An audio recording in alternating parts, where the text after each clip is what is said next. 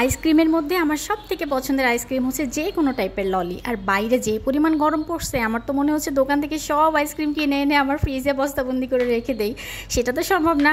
আর যেহেতু এখন আমের মৌসুম, আমের ললি তো কোনোভাবে মিস করা যায় না। তাই আজকে আমি বাসাতে 3টা আম দিয়ে ম্যাঙ্গো ললি বানাচ্ছি, খুবই সহজ প্রসেসে। এটা বানাতে কোনো মোল্ডের কোনো প্রয়োজন নাই, একদম হাতের কাছে যা আছে সেটা দিয়ে বানাই ফেলবো। 3টা আমের উপরের অংশটা আমি কেটে নিয়েছি, ধুয়ে মানে একটা পাতিলের মধ্যে 1 কাপ পরিমাণ পানি দিয়ে আমি এটাকে সিদ্ধ করে নিয়েছি।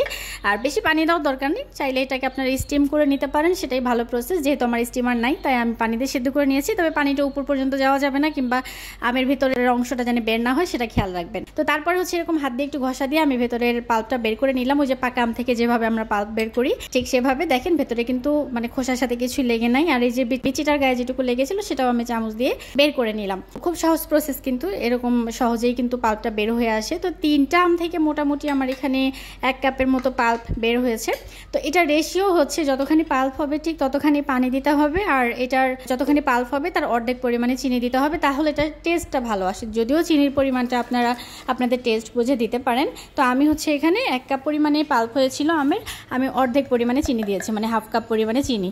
তারপর হচ্ছে কিছু পুদিনা পাতা দিলাম আর অল্প একটু পরিমাণে বিট লবণ দিয়েছি। তারপর এটাকে ব্লেন্ড করে নিলাম। এই যে ব্লেন্ড করে নেওয়ার পর দেখেন কি যে সুন্দর একটা কালার আসছে। আর এখন হচ্ছে যদি আপনাদের বাসায় আইসক্রিমের মোল্ড থাকে তাহলে তো ভালো, মোল্ডের মধ্যে সুন্দর করে ঢেলে নিয়ে ফ্রিজে এটাকে বরফ বানিয়ে নিতে পারবেন। যদি মোল্ড না থাকে কি করবেন, যেহেতু আমার বাসায় আজকে মোল্ড ছিল না, আমার কাছে এরকম ওই যে কফির যে কাপগুলো থাকে না, চা কফি কিংবা পানি খাওয়ার যে ওয়ান টাইম কাপগুলো থাকে, সে কাপগুলো ছিল, সেই কাপগুলোর মধ্যে আমি ঢেলে নিয়েছি। আর উপরেও যে প্লাস্টিকের যে র্যাপগুলো থাকে যেগুলো আমরা খাবার র্যাপিং করার ক্ষেত্রে কাজে লাগাই, সেটা ছিল, সেটা দিয়ে আমি র্যাপিং করে দিলাম। ফয়েল পেপার আমার শেষ হয়ে গেছে, চাইলে আপনারা এটা ফয়েল পেপার দিয়েও র্যাপিং করতে পারেন। আর হচ্ছে বাসায় তো নর্মালি ললি টলি খাওয়া হয়, আমি ওই যে আইসক্রিমের স্টিকগুলো রেখে দেই, সেই স্টিকগুলো দিয়ে আজকে আমি যে কাজে লাগাচ্ছি। 4টা স্টিক ছিল, আমার আইসক্রিম হয়েছে 5টা। তো এখন একটা স্টিক তো কম পড়ে গেছে, এখন কি করা যায়, আমার কাছে চামচ ছিল, একটা হচ্ছে চামচ দিয়ে আমি স্টিক বানিয়ে নিছি। এই যে এইভাবে জোড়াতালি দিয়ে আর কি কাজ করতে হবে। তারপর ফ্রিজে রেখে দিলাম সারা রাতের মতো। সারা রাতে এটা সুন্দরভাবে বরফ হয়ে ললি আইসক্রিম হয়ে গেছে। দেখেন আমি এটাকে সকালবেলা, মানে সকালে না ঠিক দুপুরের দিকে মোল্ড আউট করছি। তো এই যে এখন হচ্ছে আমি এটাকে খুলে নিব। এটাকে যদি 1 মিনিটের মতো বাইরে রাখা যায় এমনি কিন্তু আপনি খুলে আসবে। আর যদি সময় না থাকে তাহলে একটা কর্নার একটুখানি ছিঁড়ে নিয়ে কিংবা কেচি দিয়ে কেটে নিয়ে এরকম টেনে টেনে কাগজটা ছিঁড়ে ফেলতে পারবেন। এটা কিন্তু কাগজের একটা কাপ, সুন্দর মতো টান দিলেই খুলে আসবে। খুবই সহজ প্রসেস।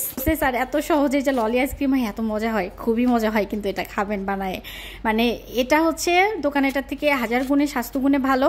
তারপর হচ্ছে টেস্ট ভালো, আপনাদের নিজেদের পছন্দ মতো টেস্ট অনুযায়ী বানিয়ে নিতে পারবেন। সব থেকে বেস্ট প্রসেস হচ্ছে বাসায় বানানো খাবার, বিশেষ করে বাচ্চাদের তো আইসক্রিম অনেক পছন্দ।